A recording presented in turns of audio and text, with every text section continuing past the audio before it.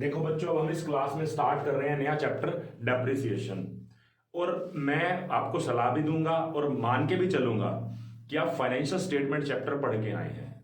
ठीक है, क्योंकि ना पता क्या है कि मुझे आपको समझाना हो कि प्रॉफिट एंड लॉस अकाउंट क्या होता है। अगर आपने फाइनेंशियल स्टेटमेंट पढ़ लिया है, विद एडजस्टमेंट नहीं कह रहा, दो चैप्टर्स हैं, एक फाइनेंशियल स्टेटमेंट, एक फाइनेंशियल स्टेटमेंट विद एडजस्टमेंट। अगर आप फाइनेंशियल स्टेटमेंट भी पढ़ के आए तो आपको बेसिक आइडिया है कि प्रॉफिट एंड लॉस अकाउंट क्या होता है, ट्रेडिंग अकाउंट क्या होता है। क्योंकि हम जो अब बात करेंगे उसमें profit and loss account word आएगा। ठीक है, तो एक बारी बात को ध्यान से सुने। अगर आप नहीं भी करके आए तो आपकी अकाउंटिंग वीक नहीं होगी, इसका मतलब ये नहीं है कि, लेकिन आपको प्रॉफिट एंड लॉस अकाउंट का मतलब पता होगा। मतलब मैं जो भी चैप्टर स्टार्ट कर रहा हूं मान के चलता हूं ना कि उसका आपको मीनिंग पता भी और आपने उसके ऊपर प्रैक्टिस भी कर रखी हो। मतलब अगर आपने प्रॉफिट एंड लॉस अकाउंट आपको पता है तो अच्छी बात है। अब एक बारी हम इस चैप्टर पे बात करते हैं सिर्फ। और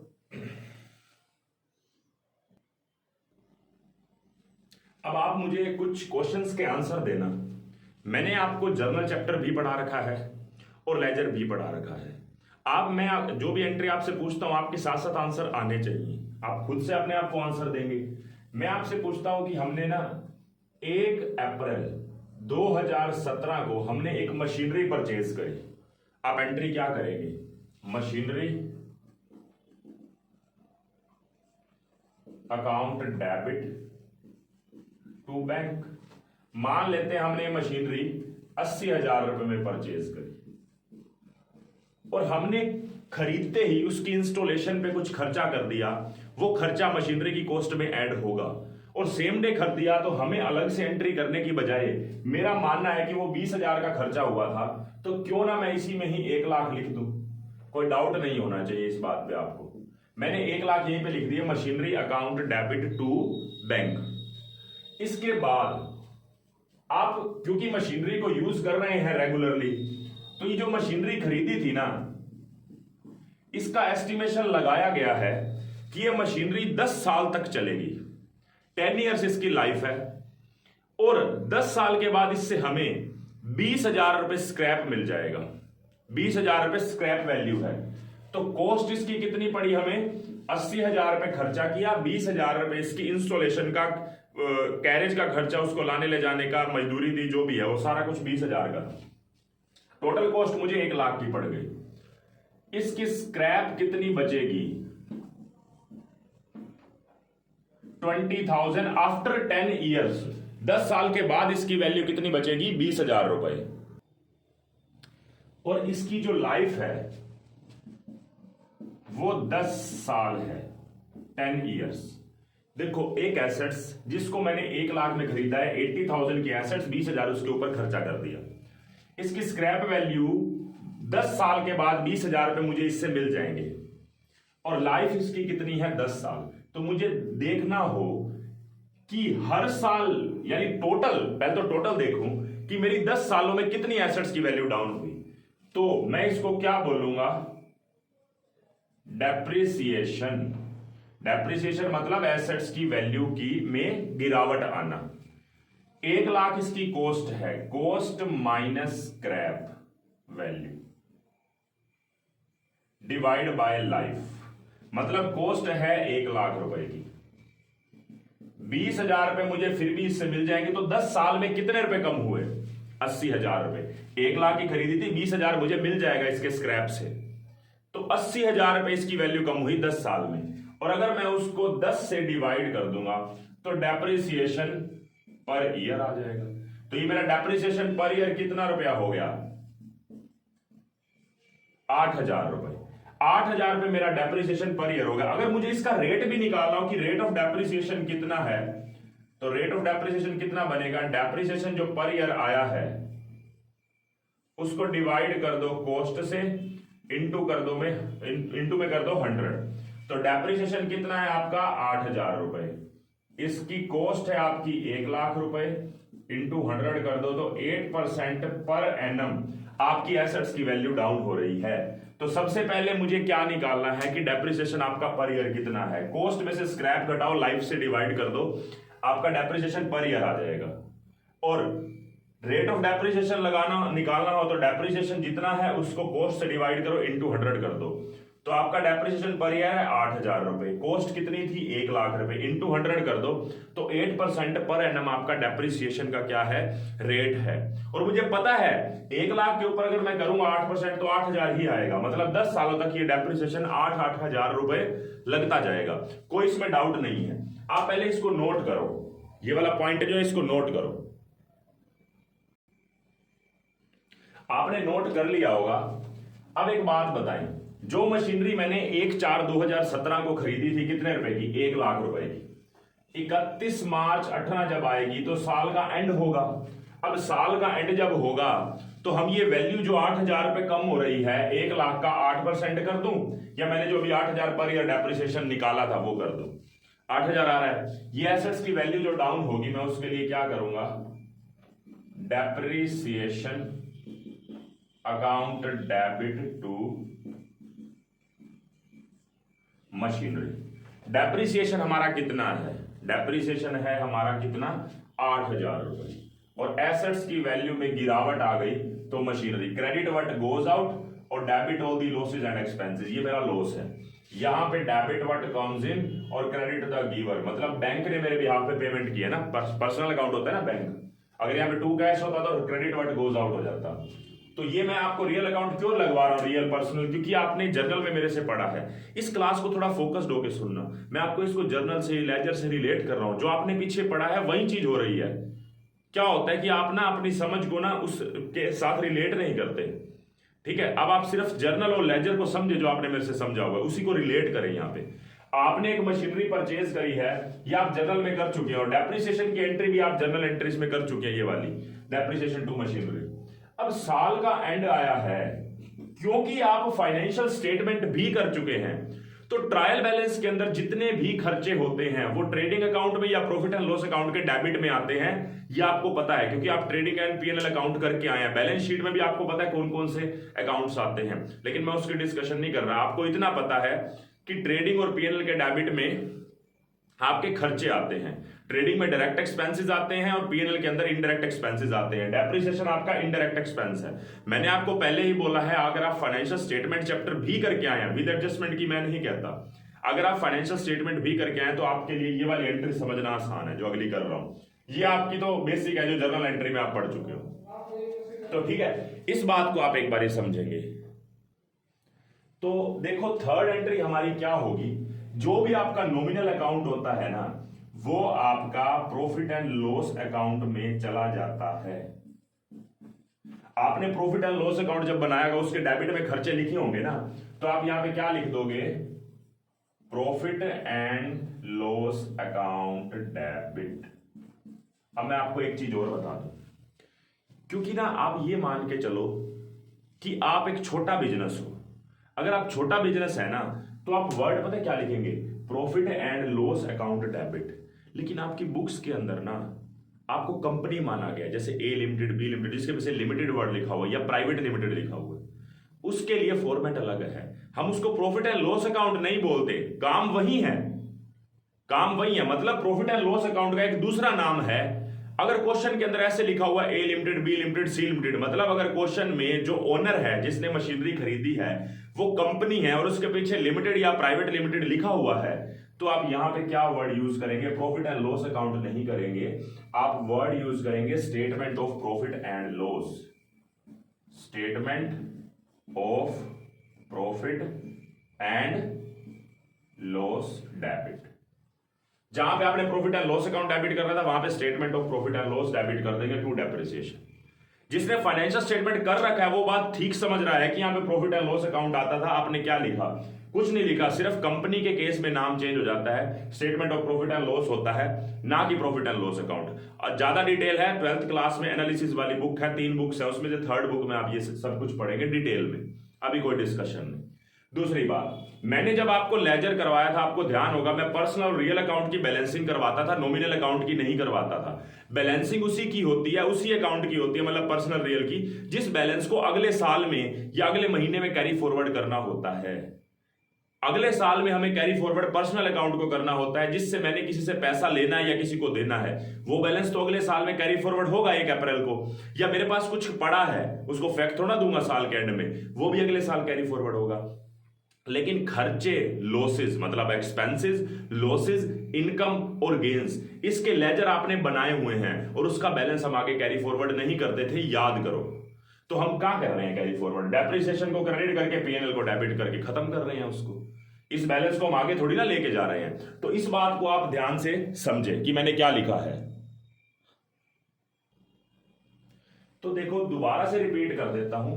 पहली एंट्री आपको पता है मशीनरी खरीदने की, मशीनरी डेबिट टू बैंक। दूसरा आपने उसका डेप्रिसिएशन चार्ज किया, या दोनों चीजें आपने जर्नल एंट्री में पढ़ रखी है कि एसेट्स की वैल्यू कम होगी और लॉस हो गया हमारे को क्योंकि उसके बदले में कुछ मिला नहीं, तो डेप्रिसिएशन डेबिट।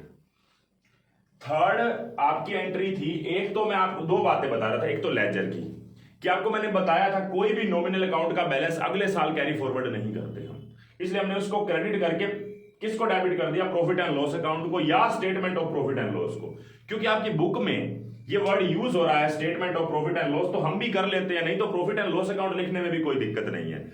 लेकिन अगर कंपनी है A limited, B limited, C limited, या A private limited, B private limited, अगर प्राइवेट लिमिटेड या लिमिटेड लिखा हुआ है तो आप statement of profit and loss word ही यूज करेंगे, ना कि प्रॉफिट एंड लॉस अकाउंट। ठीक है, इसी तरीके से मान लो एसेट्स की वैल्यू अब अगले साल फिर से कम होगी, आपकी फिर कितने रुपए कम होगी? आप एंट्री करेंगे दोबारा से अगले साल के एंड में, depreciation account debit to machinery फिर से 8,000 रुपए, और 31/3/19 के दिन ही, साल के एंड में ही, फिर से मैं शॉर्ट वर्ड लिख रहा हूं इसके लिए, पूरा आप लिखोगे। Statement of profit and loss के लिए मैंने वर्ड यूज किया SPL, SPL debit to machine sorry to depreciation. तो 8,000 रुपए हम इस हिसाब से उसके कम कर देंगे, दोबारा से डेप्रिसिएशन चार्ज कर देंगे। ये चलता रहेगा कितने सालों तक? पूरे 10 सालों तक। अगर इस दौरान हमने किसी साल में मशीनरी बेच दी तो क्या ट्रीटमेंट होगा, उसके ऊपर भी डिस्कशन कर लेते हैं। क्योंकि मैं पहले आपको क्या समझाऊंगा, पहले आपको सिर्फ और सिर्फ जर्नल, उसके बेसिस पे लेजर। ठीक है, मैं काम करता हूं जितना समझाया है ना, इसी का हम क्या बना लेते हैं, लेजर बना लेते हैं। आप कुछ नोट करना है तो कर लो। देखो मुझे पूरा विश्वास है कि आपको जर्नल के बेसिस पे, जर्नल होने के बाद लेजर बनाना आता है। जर्नल को देखते हुए किया हुआ है आपने, मेरे से अच्छे से किया हुआ है। तो मुझे एक बात बताएं, मैं मशीनरी अकाउंट बना रहा हूं, पहले साल की बात करते हैं यहां तक, क्योंकि अभी मैं सिर्फ 17-18 ईयर की बात करूंगा।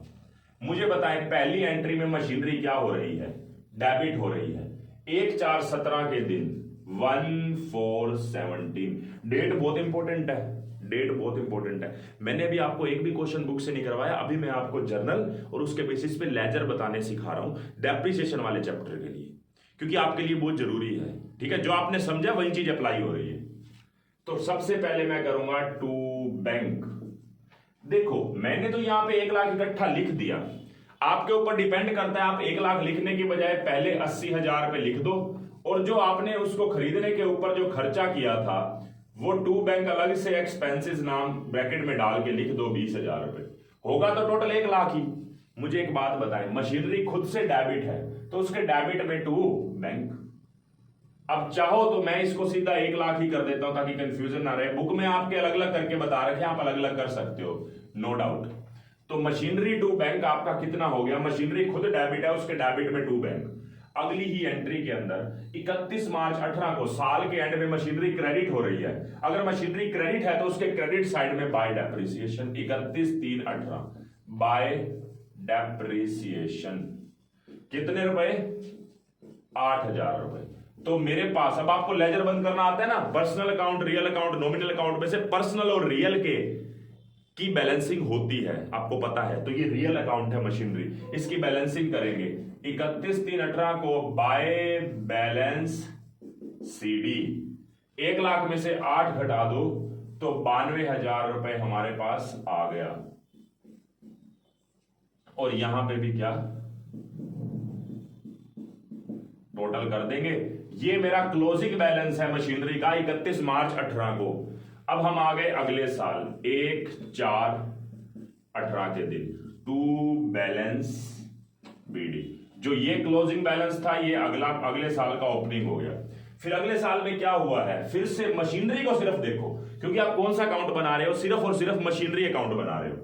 तो मशीनरी आपकी क्रेडिट हो रही है 31 मार्च 19 को, बैलेंस 1/4/18 को जाएगा, क्योंकि ईयर तो 18-19 है, तो 18-19 की स्टार्टिंग तो 1/4/18 को ही होगी ना।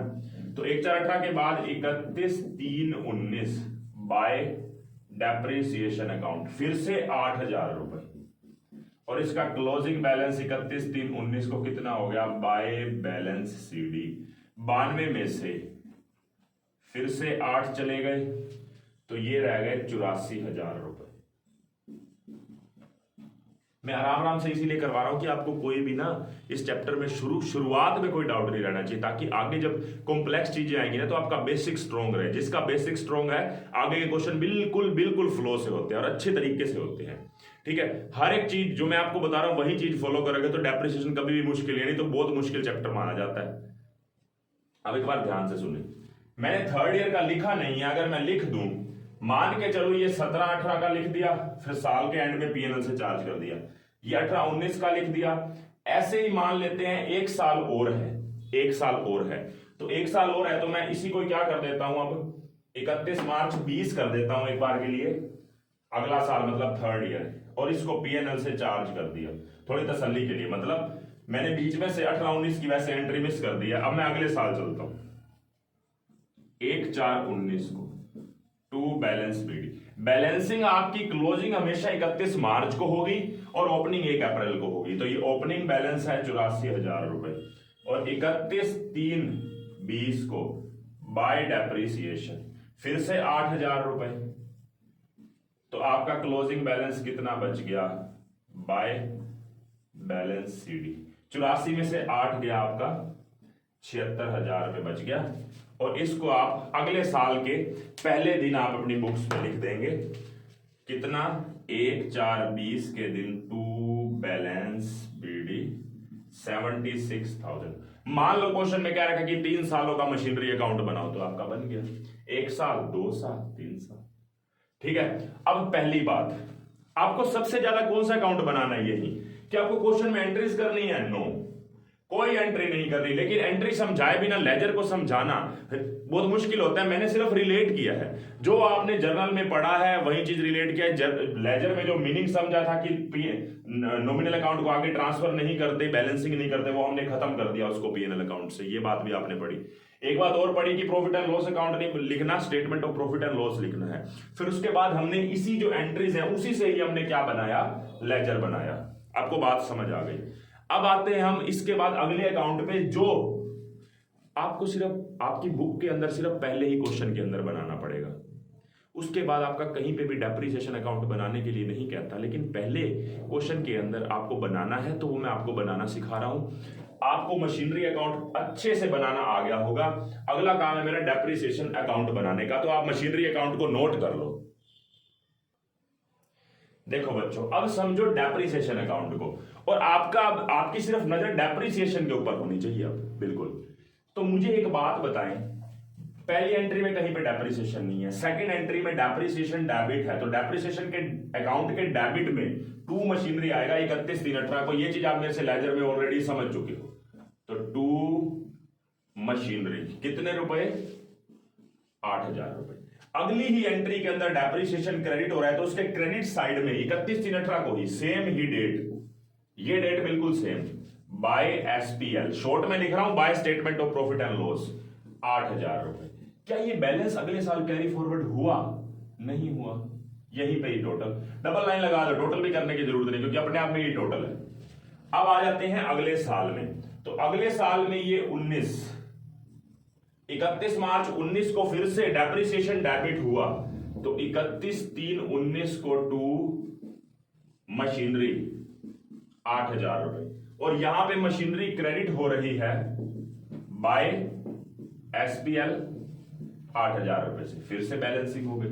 यही आपकी थर्ड ईयर में चलेगी। मान लेते हैं 19 की जगह 20 की एंट्री आप, तो 31 मार्च 20 को फिर से सेम एंट्री, 31/3/20 को टू मशीनरी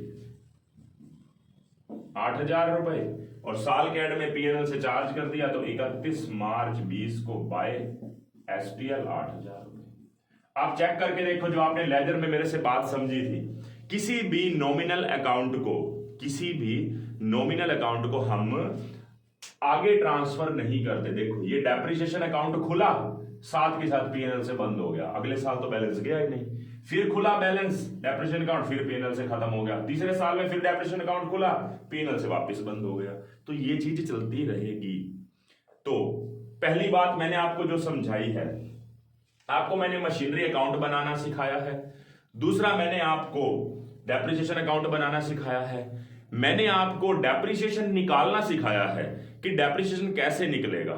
क्वेश्चन में आपको कॉस्ट दे रखी होगी, उसमें से स्क्रैप घटाओ, डिवाइड कर दो लाइफ से, तो आपका क्या निकल के आ जाएगा, डेप्रिसिएशन। अगर आपको रेट भी निकालना होगा, क्वेश्चन में रेट नहीं दे रखा तो रेट निकालना भी आसान है। जितना डेप्रिसिएशन पर ईयर आ रहा था 8,000 रुपए, उसको डिवाइड कर दो कॉस्ट से, इंटू 100 कर दो, आपका डेप्रिसिएशन का रेट निकल आएगा कि पर ईयर कितना डेप्रिसिएशन लगना है, उसी के ऊपर ही लगेगा।